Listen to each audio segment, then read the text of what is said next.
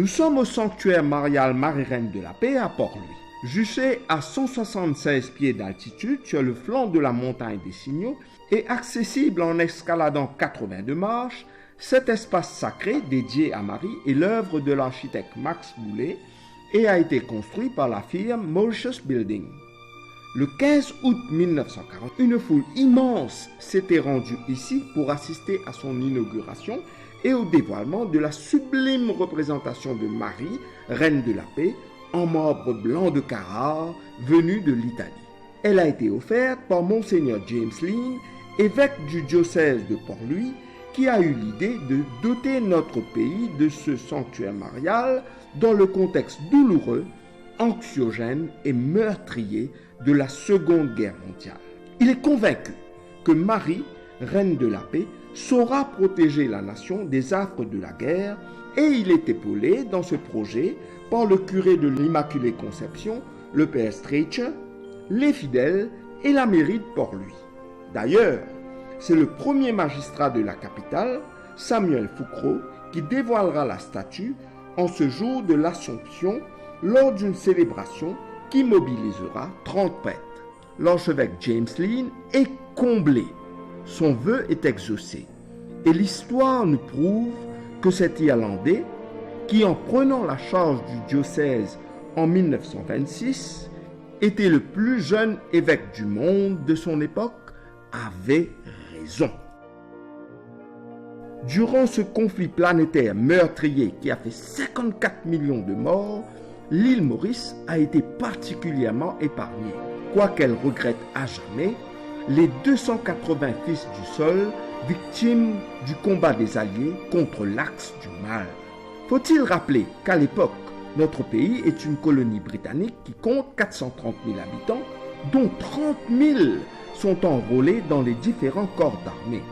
La situation est particulièrement difficile quand la communication est compromise, les denrées alimentaires rationnées, et presque chaque famille vit dans l'angoisse de perdre un être aimé. Mais les pèlerinages et la ferveur autour du sanctuaire marial Marie-Reine de la Paix va grandement contribuer à soulager les peines, éponger les angoisses et protéger le pays. En 1942, nous aurons par exemple la messe des pionniers en partance. Pendant le carême de la même année, le chapelet y sera récité. Le sculpteur de talent Jean-Clément Esther dotera l'espace d'un magnifique hôtel en 1943. Le 15 août 1944, notre Mère du Ciel sera illuminée. Et entre autres, le 15 août 1945, on y annoncera dans la liesse la victoire des Alliés. Marie-Reine de la Paix, au-delà de cette période fondatrice, sera et restera toujours le lieu de grand rassemblement soulignant la vie de l'Église et de toute la nation, qu'elle soit spirituelle, religieuse, sociale, culturelle ou tout à la fois. Déjà, lorsque la chapelle crypte sera inaugurée le 15 août 1947, des prières seront dites dans le cadre de l'indépendance de l'Inde, pays de peuplement qui accédait à sa liberté en ce jour-là.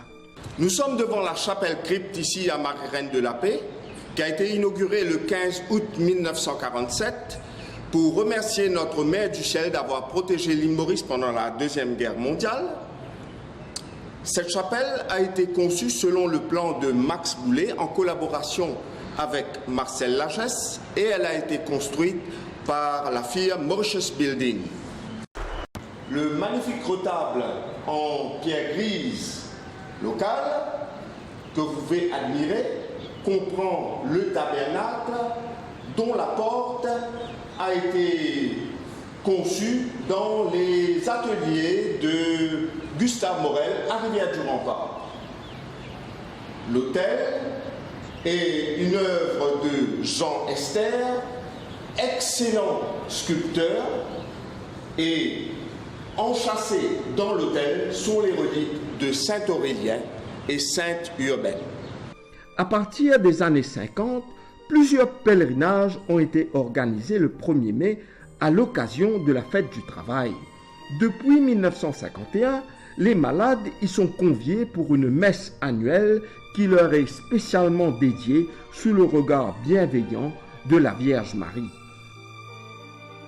Plusieurs ordinations sacerdotales y ont été organisées, dont celle de Gérard Sullivan et de Maurice Piat le 2 août 1970. Jean Margéot et Maurice Piat, nos deux évêques mauriciens, ont été ordonnés à Marie-Reine de la Paix en 1969 et 1991 respectivement. Nous avons eu l'incommensurable joie d'y accueillir le pape Jean-Paul II le 14 octobre 1989 et le pape François le 9 septembre 2019. Ces deux pèlerins de la paix nous ont laissé au cours de leur célébration des messages qui seront à jamais des sources d'inspiration pour une Église et une nation vivant à l'unisson en faveur de l'amour et de la paix. Notre Reine du Ciel, véritable sentinelle spirituelle, domine Port-Louis. Port-Louis, notre capitale, véritable poumon économique de l'île Maurice, s'étale sur une superficie de 44 km² et abrite 150 000 habitants. Lors de sa construction, cet endroit relève d'une importance significative parce que le port est pratiquement le seul accès que nous avons avec l'étranger.